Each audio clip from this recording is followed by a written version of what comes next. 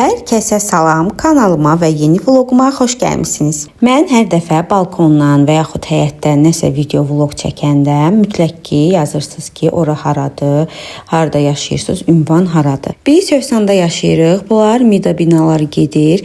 Mida 1, Mida 2, biz Mida 2-də yaşayırıq. Hal-hazırki çəkiliş isə Mida 1-dəndir. Mən Mida 1-in həyətlərini daha çox xoşlayıram. Uşaqlar üçün nəzərdə tutulmuş ərazilər olsun, attraksiyonlar olsun. Bunlar Mida 1-də daha yaxşıdır, amma yaşayış olaraq Mida 2-ni daha çox bəyənirəm. Mənə Mida 2 daha geniş gəlir. Səkiləri olsun, evləri olsun. Evlər, binalar bir-birinə sıx deyil, amma Mida 1-də elə bilirəm ki, sıxlıqdır. Mida 1-ə keçmişkən dedim qoy bunların bazar storlarına da girim. İnanın bu əlcəkləri o qədər sevinmişəm ki. Mən mətbəxlə nə qədər içli dışlı olsam da türklər demiş, amma bəzi qidalar var ki, onlara əl vura bilmirəm. Əl vuranda çətinlik çəkirəm. Kartof da onlardan biridir. Buradakı kartoflar palçıqlı olduqlarına görə bu əlcəkləri qoymuşdular. Amma ki, belə bir sistem bütün marketlərdə olsa, inanın ki, çox sevinərəm. İndi deyəcəksiniz ki, bu qız kartofa əl vura bilmir, bu necə yemək pişirir? Evdə yemək pişirəndə bir təhər yola verə bilirəm. Amma ki, belə toplu kartofların içinə düşəndə məni qaşınma tutur, ət mürpənir. Yəni, toxuna bilmirəm o kartofa. Bu siyahıya duz, şəkər tozu, quru çay da daxildir. Amma onlara toxunmaya bilirəm, kartofa isə yox. Deməli, 76 manata bazar stordan nə aldıq, onu göstərəcəm. Deməli, kartof aldıq. Əsas məsələ, kartofun üstündə əlcək qoymuşdular. Ay, o qədər sevinmişəm. Məsələ, kartof. Çörək götürdük. Çahı 2 dənə. Və belə bir göyəntilər. Burada tərəvəzlərdir. Pomidor indirimdəydi. Xiyar. Kivi. Artıq əzilib kivilər, yumuşaq idi. Armud, ayaz özünü götürdüm. Və burada da soğan. Bunlar belə. İkinci klokumuz.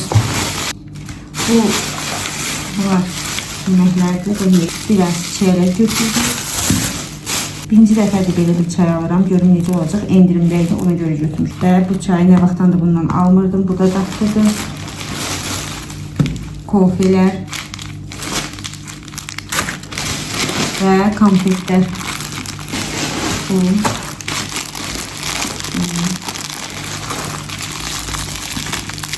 Hamısı uşaqların.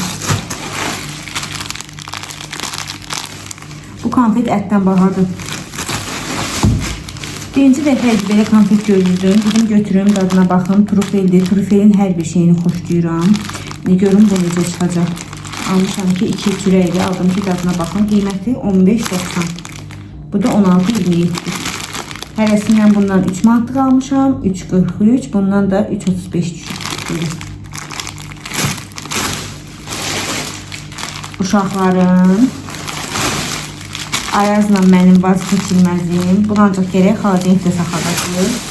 Belə bir pire aldım. 1 kilo. Ketçup.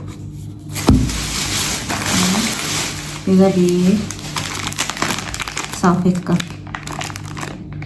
Bu qədər. Bu çayı alanda orada yazılmışdı ki, üstündə paşa, atma, açıq çay. Mən başa düşmədim. Dedim, bu açıq çay nə deməkdir?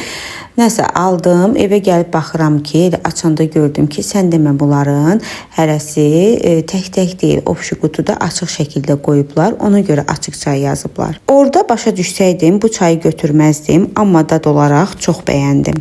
Paşanın quru çayını da alacağım, yoxlayacağım. Əvvəllər mən çayları alırdım və qatırdım bir-birinə. Hansının dadı nədir bilmirdim.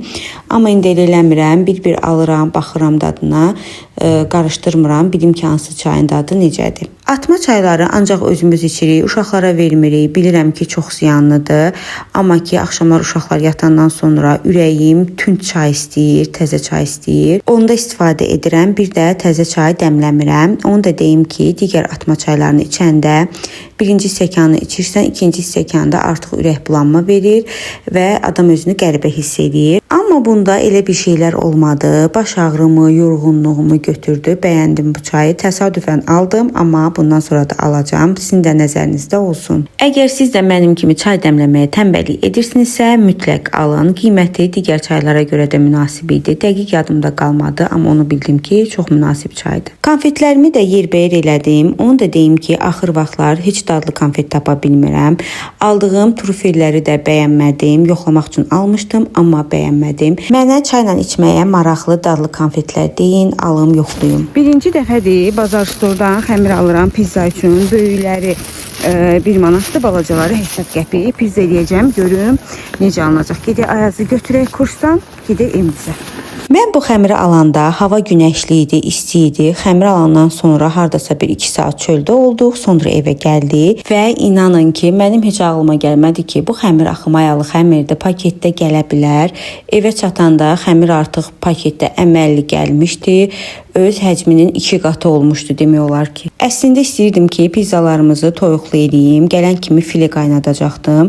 Amma xəmirlərin bu gərgin vəziyyətini görəndən sonra elə evdə əlimə nə keçdi, kəsdim, doğradım, düzdüm, qoydum ki, tez bazar düzəldək, pizzalarımızı bişirək. Onsuz da bizdə Ayaz pizzanın üstünə nə qoyuramsa heç nə yemir, hamısını bir-bir çıxardır, sadəcə boş xəmirini yeyir. Boş xəmirdə nə dad görür, onu da başa düşmürəm. Bizdə mən əgər mətbəxdə nəsə xəmirlə iş görürəmsə, fast food hazırlayıramsa, salat hazırlayıramsa, uşaqlar mütləq mətbəxə gəlirlər ki, mənə kömək eləsinlər. Düzü əslində köməkdən çox mənə mane olurlar, iş artırırlar. Ancaq ki, özləri hazırladıkları yeməyi inanın o qədər həvəslə yeyirlər, axıra qədər yeyirlər. Ona görə də icazə verirəm bəzi şeylərə. Elə bu pizzanı da mən hazırladım, özləri yığdılar. Amma yenə də Ayaz ancaq xəmirini yedi, üstünü qoydu qırağa. Əvvəllər əsəbləşirdim bu hərəkətinə, amma indi Lori dildə desə, uşağın başını buraxmışam o cəhətdən. Haçan istəyər, onu da yeyər. İndi daha əsəbləşmirəm, əsəblərimi qoruyuram. İnanın ki, o qədər əsəbləşməli şeylər var ki, bəlkə də sizə gülməli gələcək. Mən artıq əsəbləşəcəyim hadisələrdə başlayıram yavaş-yavaş seçməyə ki, məsələn üçün bu hadisə əsəbləşməyimə dəyərmi, dəyməzmi? Elə şeylər var ki, mən bilirəm ki, o şey üstündə mən əsəbləşməsəm, əsəblərimi korlamasam, o şey mənim üçün olmayacaq və mən onu əldə edə bilməyəcəm.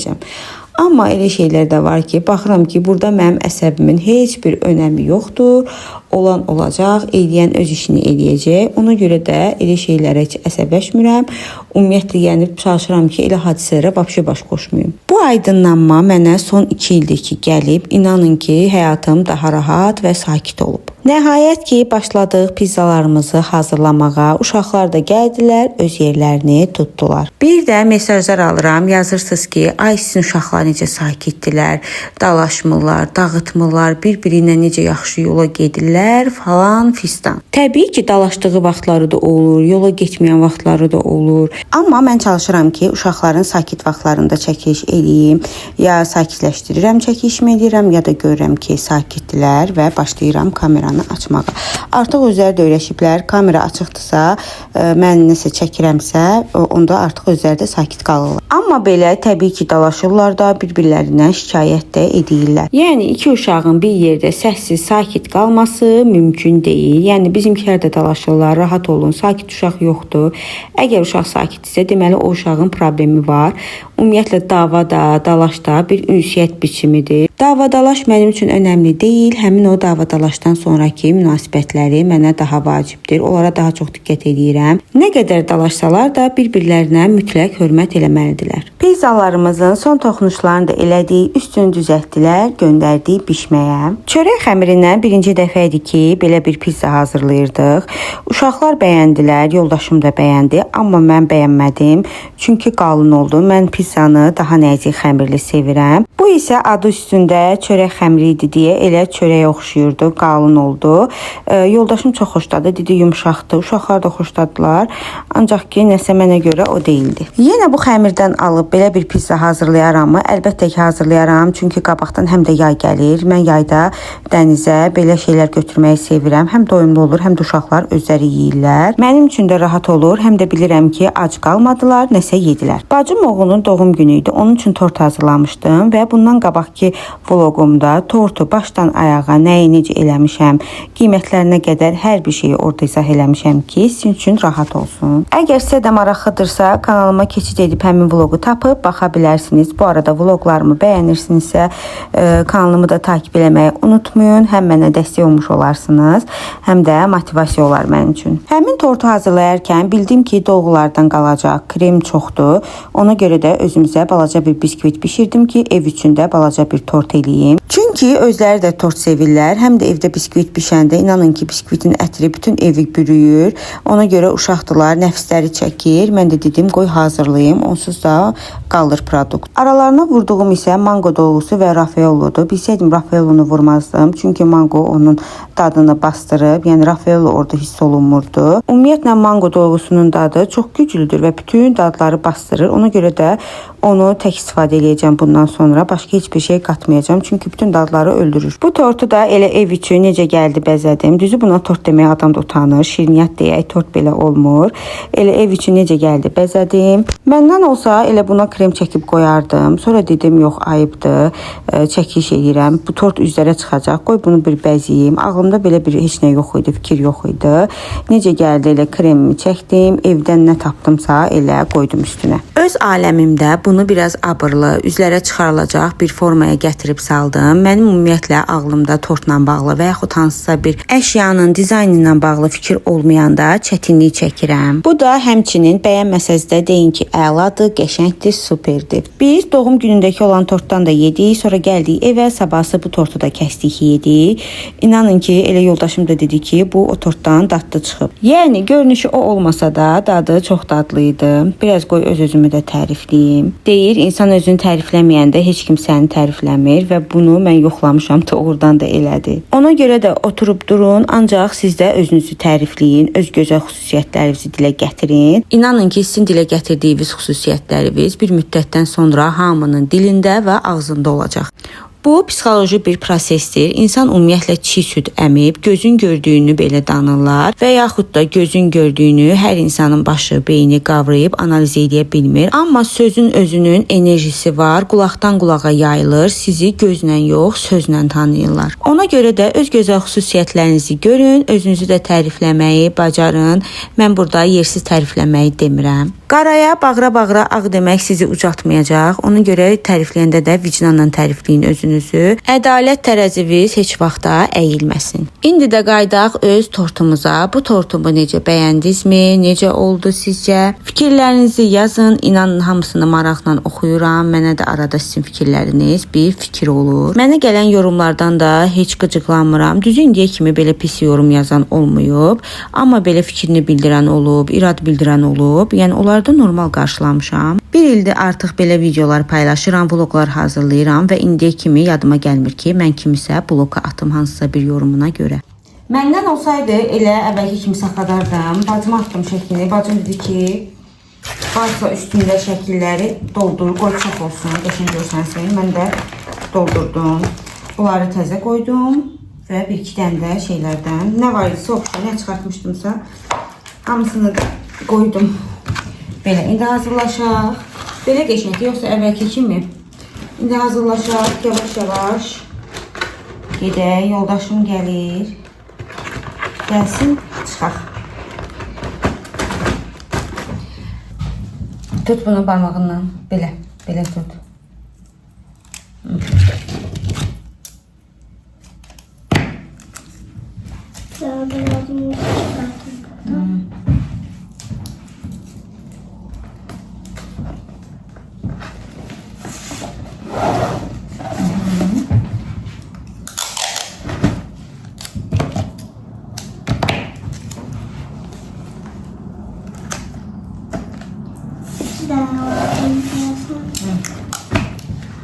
Ay, yapıştı.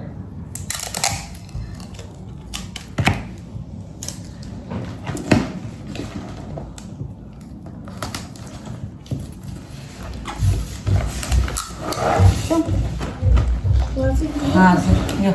Bu Bu isə həmin ad gününə hazırladığım tortdur ki, bundan qabaqki vloqda hər bir hazırlanması var və burada nədən danışıram, o vloqu izləyənlər yəqin ki, artıq başa düşdülər. Bu paylama konfetlərini isə bacım özü hazırlamışdı və hazırlanma qaydası mənim Instagram səhifəmdə var və burada da YouTube'da da short videolar da var. Keçid edib baxa bilərsiniz. İnanın evdə hazırlayanda daha sərfəli və münasib başa gəlir. Doğum günümüz isə maraqlı bir ailəvi gün oldu. Hamımız birlikdə dedik, güldük, əyləndik. İnanın ki, mehribançılıqdan yaxşı bir şey yoxdur. Ümidvaram ki, vloqumdan, səsimdən yorulmadınız, sıxılmadınız.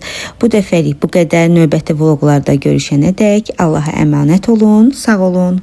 Kanalımı da takip eləməyi unutmayın.